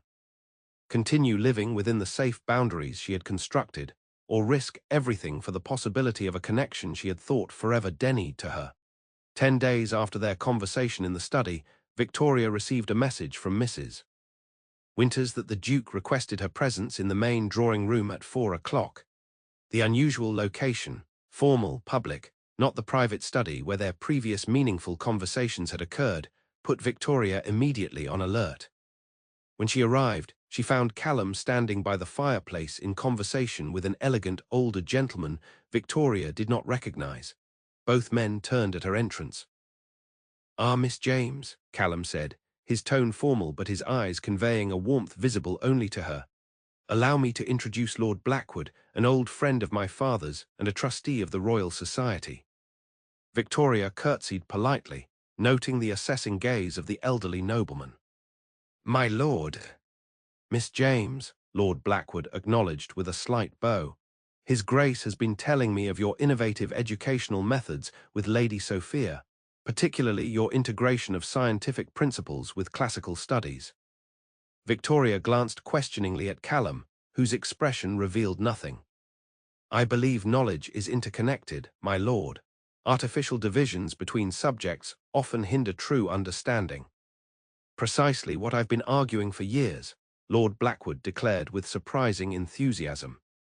"The Royal Society's Educational Committee is developing recommendations for modernizing the curriculum at selected girls' academies.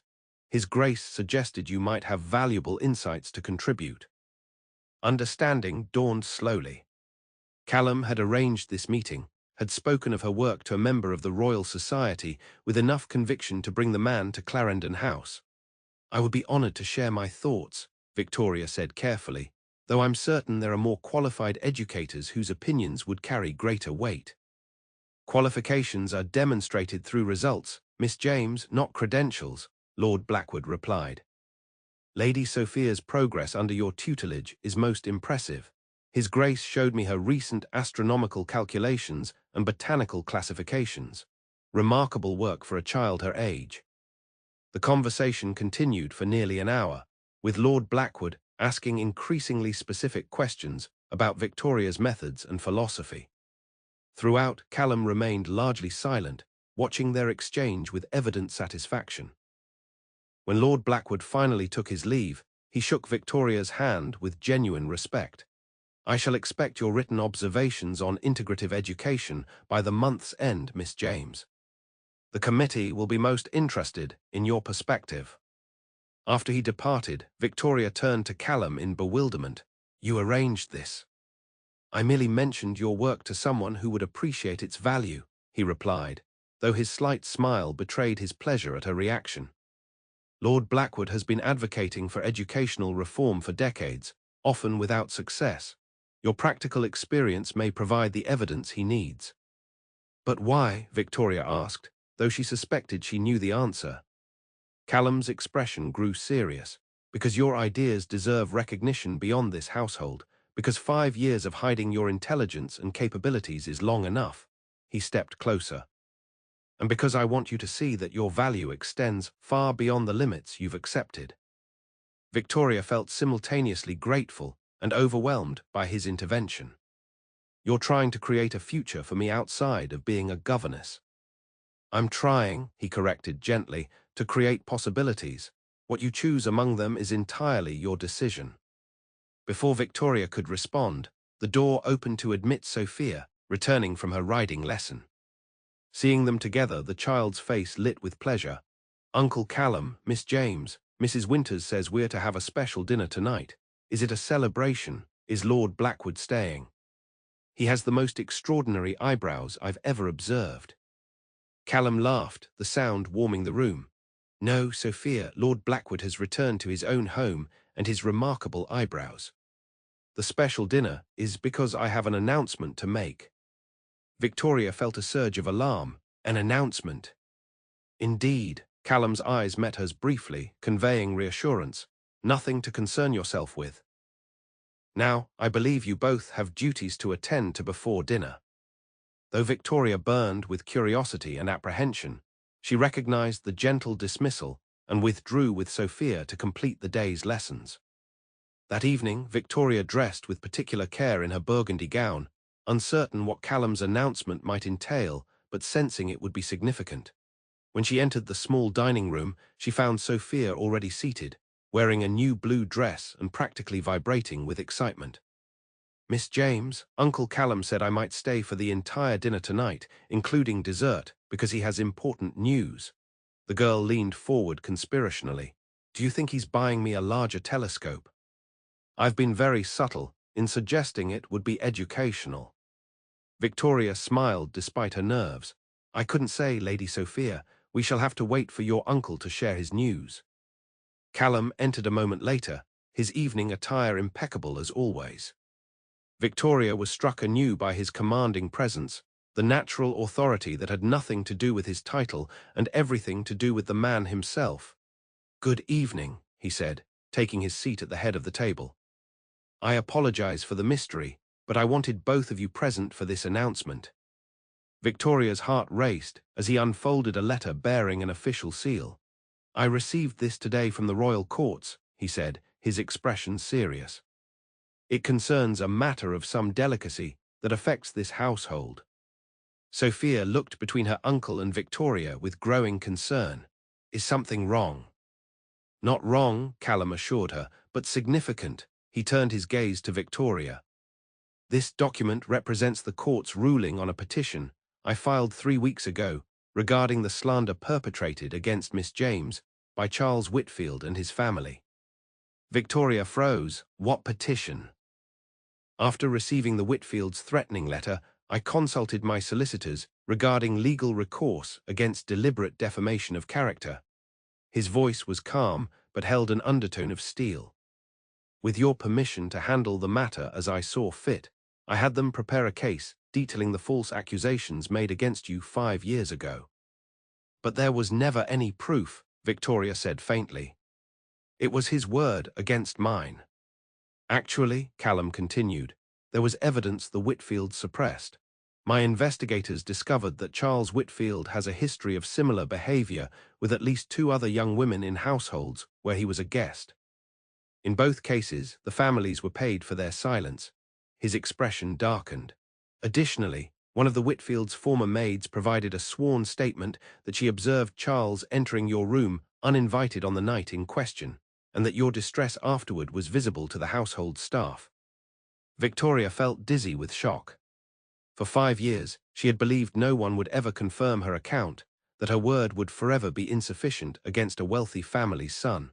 "The court has ordered the Whitfields to issue a formal retraction of their accusations against you," Callum continued, "and to pay damages for the harm done to your reputation and livelihood." He slid the document across the table. "You have been legally cleared of all wrongdoing, Victoria. Your name is restored."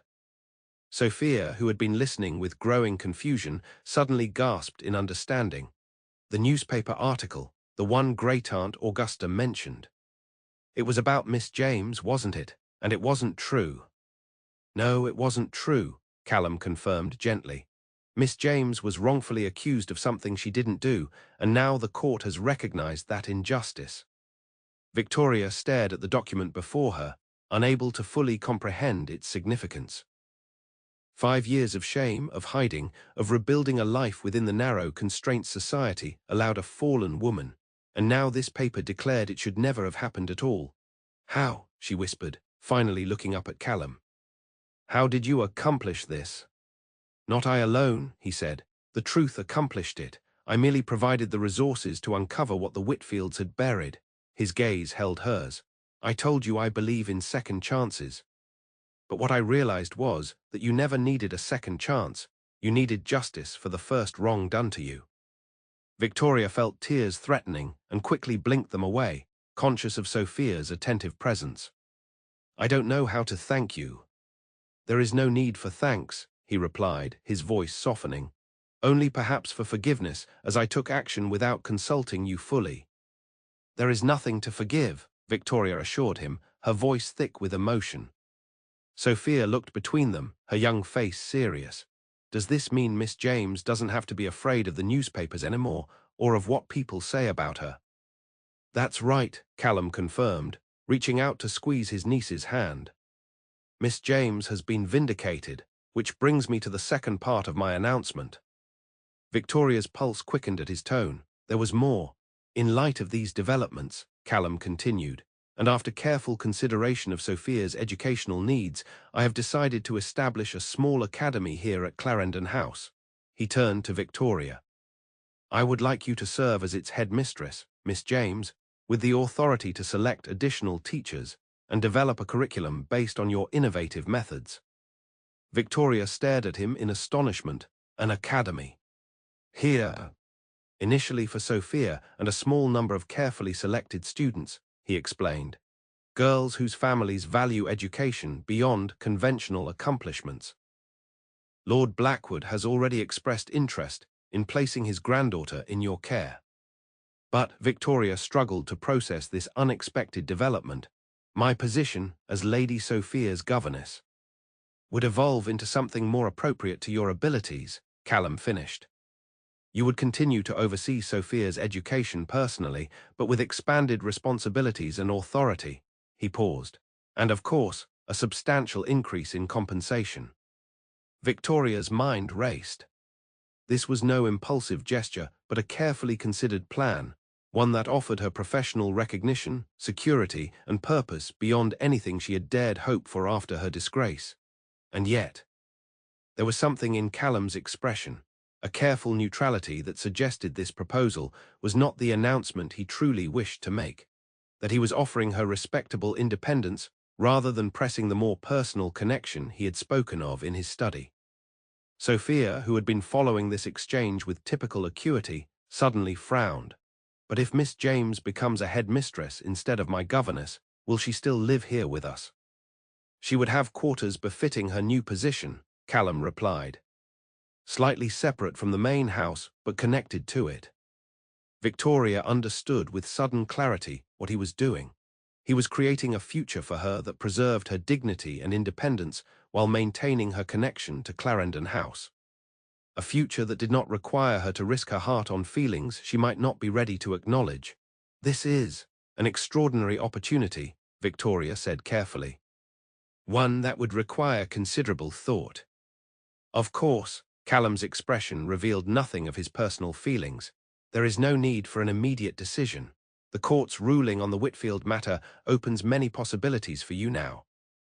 You may wish to explore them all before committing to any single path." The meal progressed with Sophia excitedly offering suggestions for the proposed academy, from curriculum to uniform colors to whether students might be permitted to keep small pets for scientific observation. Victoria participated in the conversation automatically, her mind still struggling to absorb the evening's revelations. Her name restored, her reputation legally vindicated, a professional opportunity beyond anything she could have arranged for herself, all provided by the man who watched her now with carefully controlled affection, who had moved mountains to create choices for her without demanding anything in return. After dinner, when Sophia had been sent to prepare for bed, Victoria found herself alone with Callum in the drawing room. For a moment neither spoke, the silence heavy with unspoken thoughts.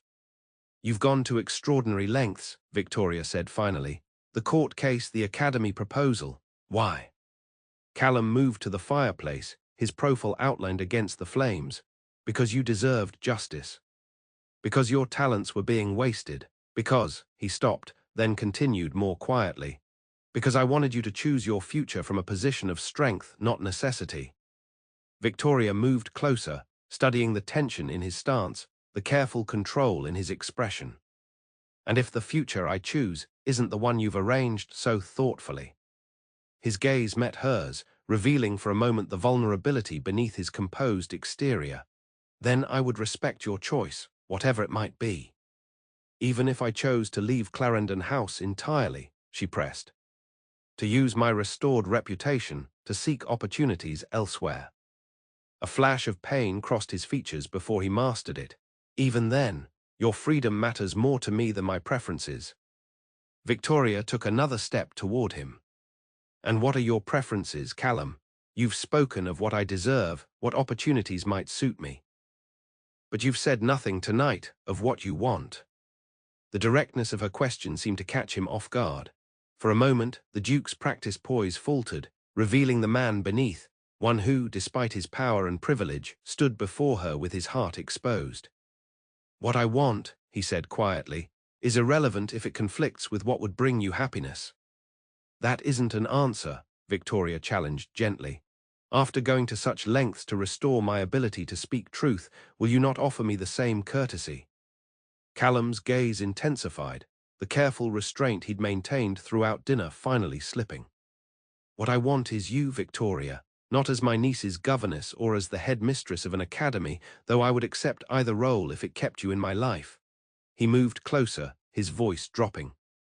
I want the brilliant, courageous woman who challenges my thinking and understands my silences, who sees Sophia not as a duty, but as the extraordinary person she is becoming.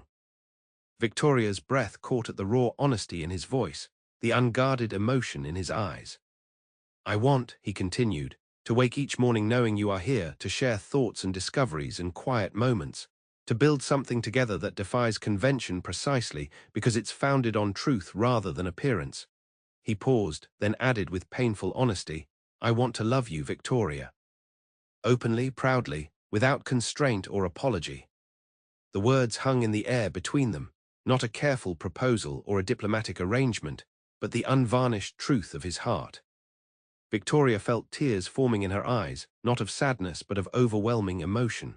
5 years ago, she said softly, I learned that love was dangerous, that for a woman without protection it could destroy everything. She moved closer still, close enough to see the varied shades of grey in his eyes, the tension in his jaw. I built walls to keep myself safe. Told myself that security and independence were enough, that the absence of pain was an acceptable substitute for joy. And now, he asked, his voice barely above a whisper. Victoria reached out slowly, her fingers touching his face with a gentleness that made him close his eyes briefly. Now I find myself facing a truth I've been avoiding for weeks, that walls that keep out pain also keep out life. That safety without connection is merely existence, not living. His hand covered hers, warm and strong against her skin. Victoria. I love you, she said simply, the words she had forbidden herself now flowing freely. Not because you restored my name or offered me position, but because you saw me, truly saw me, when I had made myself invisible, because you believed in my worth when I had forgotten to value it myself. Callum's entire being seemed to lighten at her words, years of restraint and loneliness falling away. With exquisite care he drew her closer, his gaze seeking permission she willingly gave. Society will talk, he warned softly, even as his arms encircled her waist. Society always talks, Victoria replied, her hands resting on his shoulders. I've survived its worst, I'm no longer afraid. His smile then, genuine, unguarded, transformative, was more powerful than any declaration. Nor am I, he murmured, before lowering his lips to hers in a kiss that held both tenderness and promise. In that moment, as warmth and light seemed to spread through her very being, Victoria understood that love was neither luxury nor necessity. It was simply truth, the most fundamental truth of human existence. and after years of living in the shadows of caution and restraint, she had finally stepped into its illuminating glow. 3 months later, Victoria stood in the newly appointed schoolroom of Clarendon Academy, watching as Sophia guided 3 young girls through an astronomical demonstration using the elaborate model of the solar system that now dominated the center of the room. The child's confidence had blossomed in recent weeks, her natural intelligence finding purpose in sharing knowledge with her peers. "Lady Sophia shows remarkable aptitude for teaching," observed Lord Blackwood, who had come to inspect the academy's progress. "A quality she appears to have absorbed from her instructors." Victoria smiled. She has a natural gift for explanation.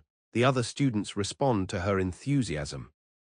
"As does the educational committee to yours, Miss James," the elderly nobleman replied. "Your paper on integrated learning approaches has generated considerable discussion. There is talk of implementing your methods in select schools across London." Pride warmed Victoria's chest. In the months since Callum had cleared her name, opportunities had opened that once would have seemed impossible dreams.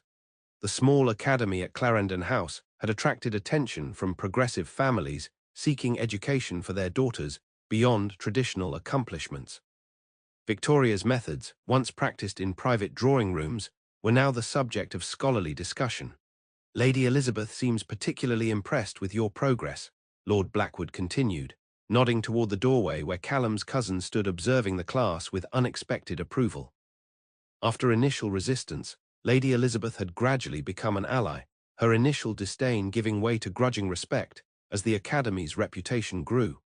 Lady Harrington remained coolly disapproving, but her influence had waned as other noble families expressed support for the educational experiment taking place at Clarendon House.